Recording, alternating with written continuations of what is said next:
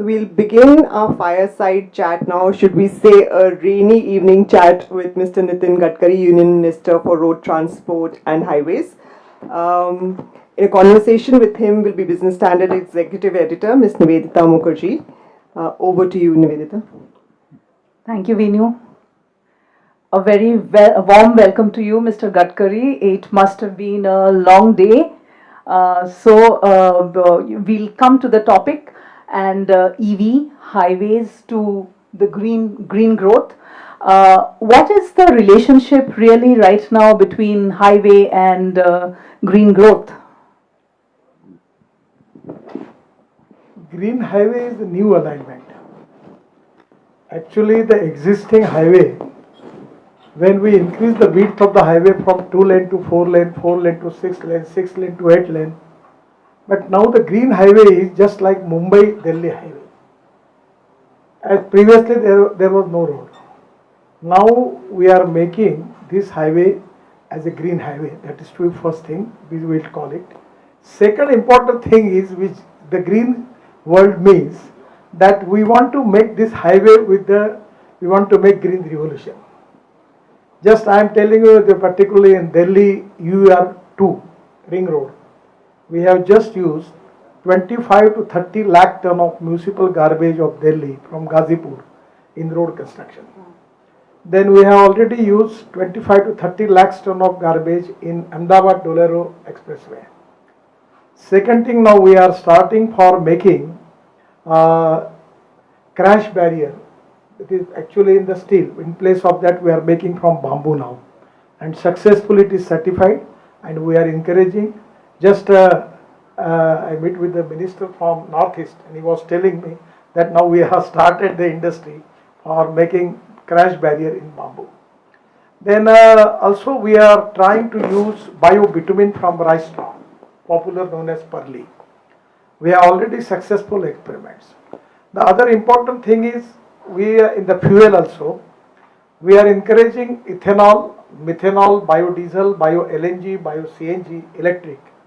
And particularly now we are planning to make a e-highway cable from UR2, from Panipat coming to peripheral road. After that this road starts to Jaipur. We want to make e-highway. We are in the process. And there will be luxury coaches, 2 or 3 buses jointly, and our idea is to reduce the ticket rate at compared with diesel bus by 30% and giving a good service like aviation industry. So now this is also the planning for it. And the last important point is we want to convert our transport, public transport on electricity and alternative fuel. That is to be the most important by which we will make the green revolution. We are making transplantation of trees, 68,000 trees already transplanted, and this year we have tagged the trees, and now the number is 3 crore 86 lakhs. So this type of green definition which I understand, and already in the electric there is a lot of development, and now the waiting list is started. Yes, that's right. That's very encouraging. And coming to the core subject of EVs, we are seeing a lot of headlines on EVs. I know it's not your core administrative ministry, but do you think at the policy level things should have been better on EVs? 100%.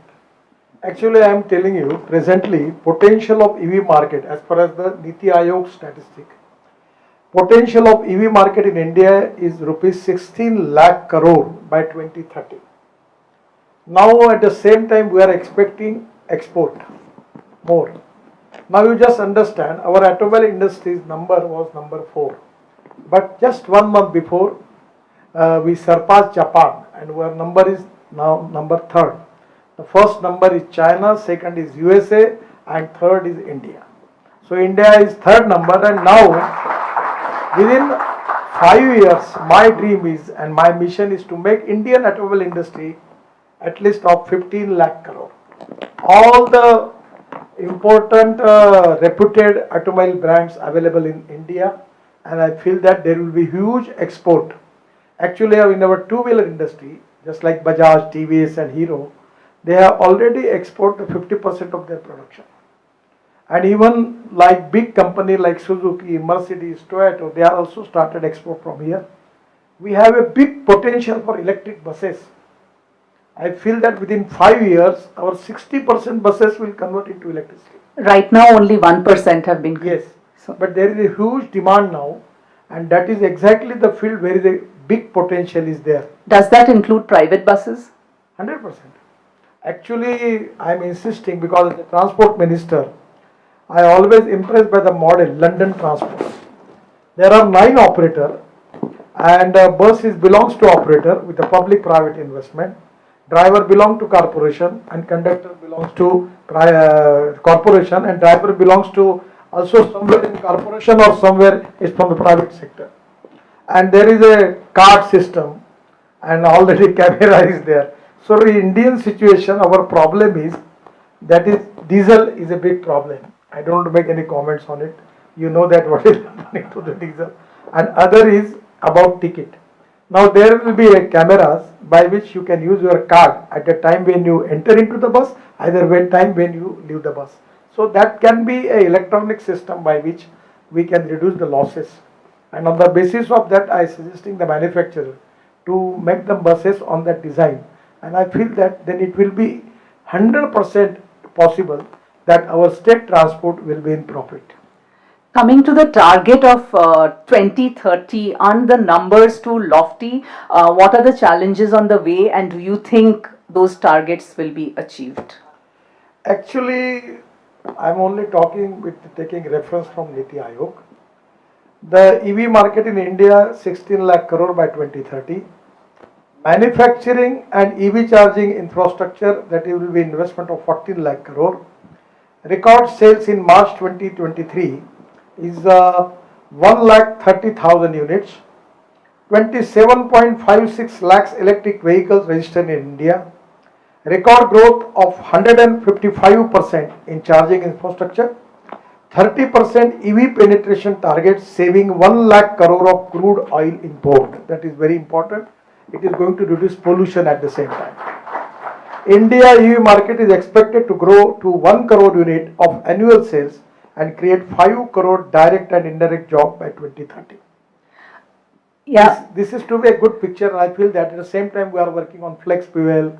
We have just launched one pilot project in Bangalore by adding 20% methanol in diesel.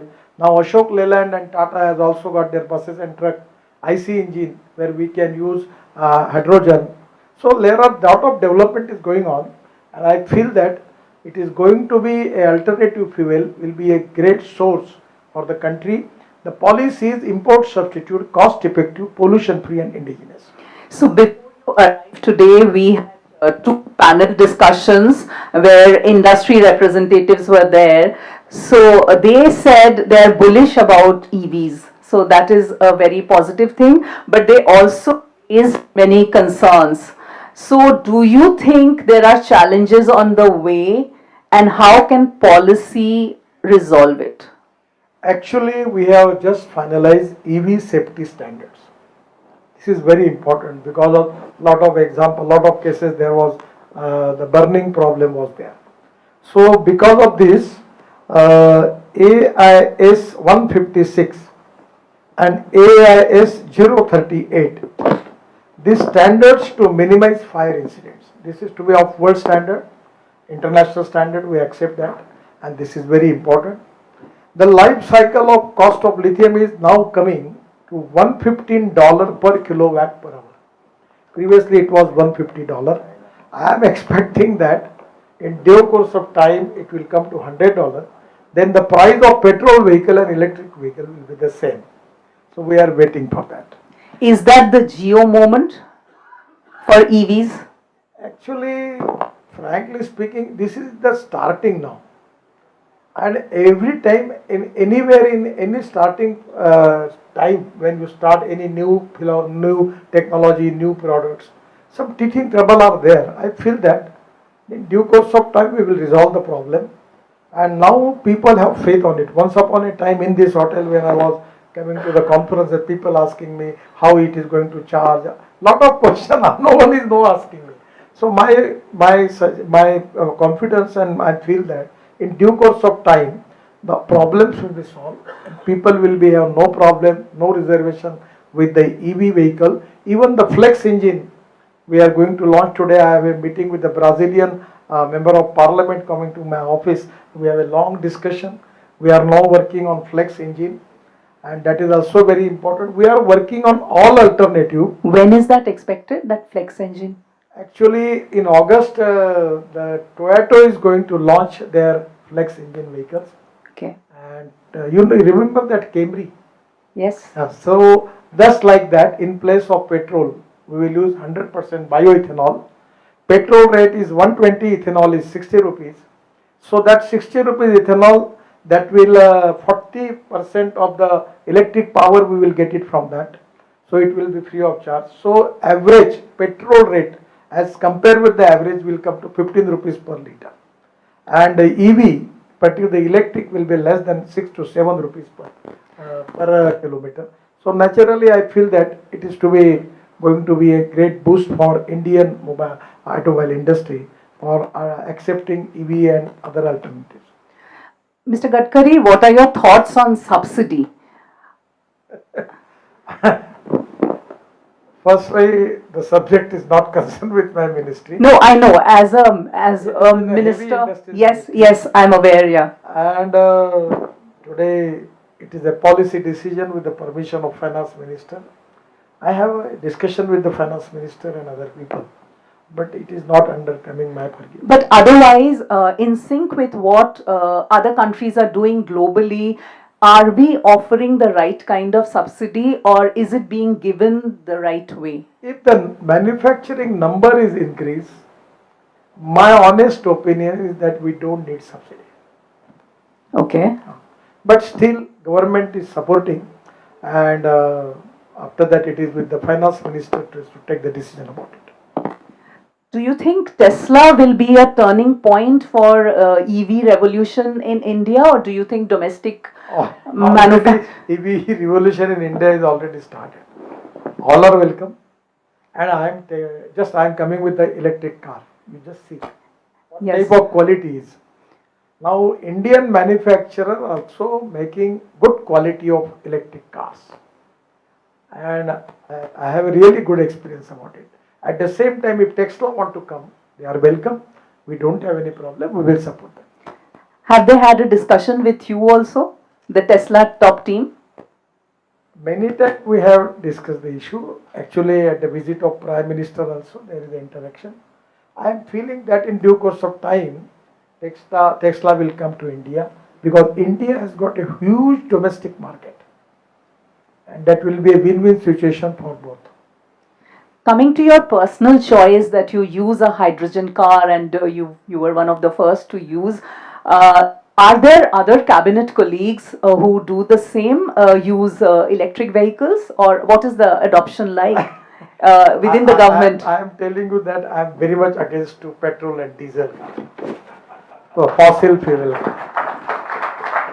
So I am making the campaigning to the people that use electric car, alternative fuel, flex engine, anything, but don't use this fossil fuel, because the pollution is a big concern. But do you have followers within the government?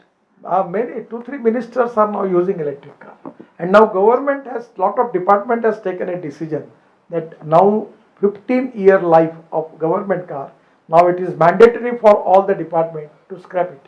So on the basis of that, the new car they are purchasing, probably majority of the department want to take electric cars. Is there any signature scheme that is in the works related to this segment, EVs?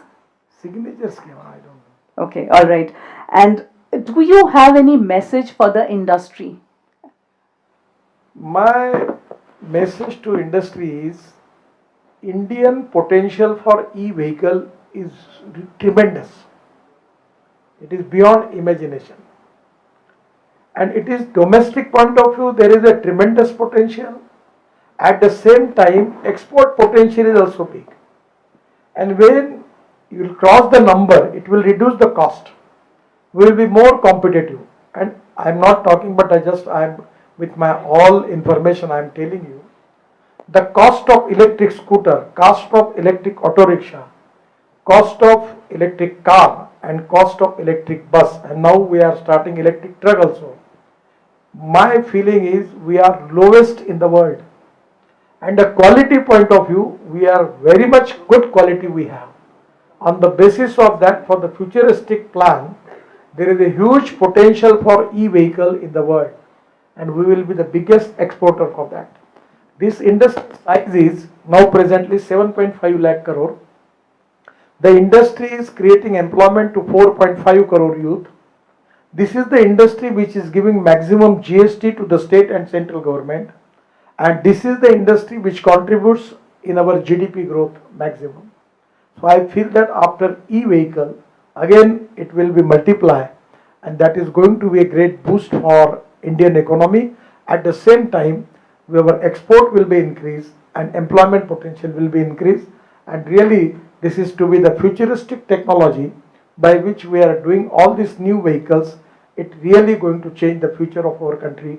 To definitely our Prime Minister team to make India as Atmanirbhar Bharat and $5 trillion economy. The role of automobile industry is very important, and I feel that this is going to support our dream, which is already is our mission for all of us. We had a session on Atmanirbhar and can EVs be Atmanirbhar? So do you really think we can be Atmanirbhar in this category? I mean, China is the biggest player, then there is Europe, there is US. So are we going to do it? Actually, in Jammu, we have just our Department of Mining and Minerals identified the lithium ion big mine there. And every year our import of lithium ion is 1200 ton. So actually when I was in Srinagar with the LG, Manoj Sinha, he called the secretary and I tell them, you don't waste time. You try to make it as early as possible, that if the lithium ion, we will get it from that mine, it is going to reduce our import and reduce the cost. If we are going to reduce the cost, we will be more competitive in international market. So I feel that this is not a problem. But at the same time, we are working on alternative chemistry. That is zinc ion, aluminum ion, steel ion. Aluminum ion also a successful experiment. I am expecting that our starters and particularly the research people are doing excellent job. In due course of time, this chemistry will be developed, and we are not only depending upon lithium ion. At the time for lithium ion, I am expecting that as early as possible we will get it from Jammu, and that is going to strengthen our economy, that will reduce our import about lithium ion, and that will reduce the cost of the vehicle. Can we take one question from the audience? No problem. Yeah, any question?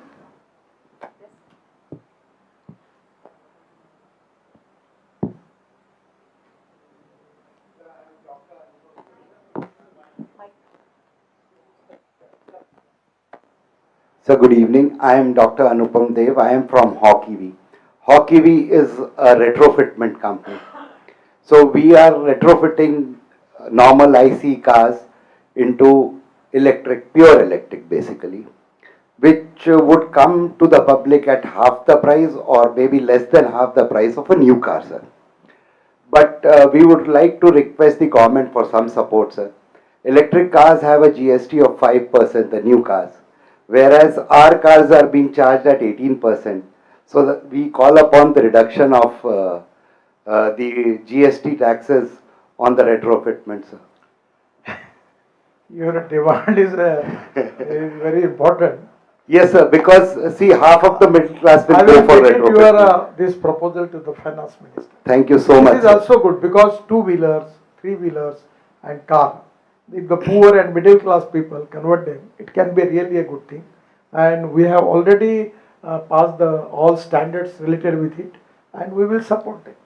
There are a lot of startups who are going Sir, to we would also request the governments to come forward and recycle their old vehicles and retrofit Sir, it. it is Army is doing it, sir. I am doing cars for the army. First of all, what my suggestion is, it is depending upon the quality which you are giving. Sir, we are following all the AI I know standards. that. It is to be market is going to decide about it. Yeah. Yes. If you Thanks, can give a thanks. good alternative, Thank you. Thank you. 100% people will prefer it and they will take it. Thank you, sir. Yes. Thank you. Just I was in Tirupati there was electric bus, and actually the same principle they have. Actually, it is going to reduce the cost, but the cost of the that value was very high. Somewhere we need to reduce that, and we have to make bus very nicely, beautifully furniture and everything. Without that, people will not take it. That is to be a problem. My last question, what really will drive e-mobility? Will it be two-wheelers? Will it be cars? Will it be buses, trucks? What? All e-vehicles, and we don't need to make any market for that. I'm just asking you a simple question. Probably you may have a petrol car. Your expenditure on your car may be 25 to 30,000 rupees per month. If suppose it comes to 3,000, I don't need to market you to tell you that use electric cars.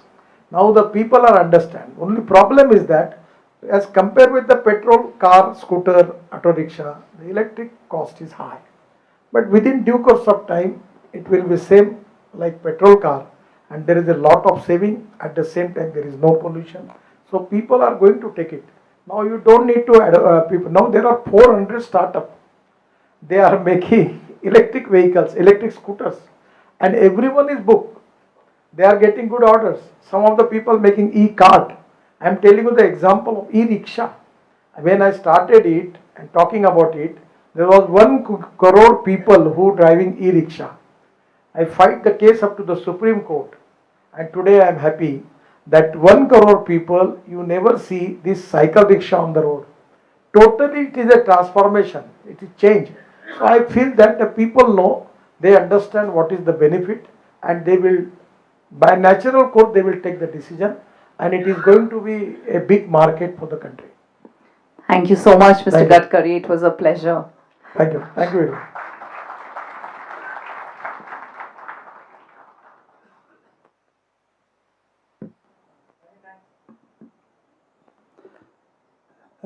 Many thanks, Mr. Gadkari, for your enlightening forthright views on role of EVs in India's development journey.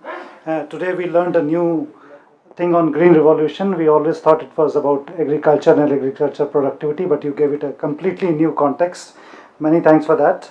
We are very grateful that you could spare time from a very busy schedule on such a busy day. We could understand and to be with us and address this audience and thousands others who are watching this program live on Business Standard website. May I now invite Mr. A.K. Bhattacharya, Editorial Director of Business Standard, to present a small memento as a token of appreciation to the Minister.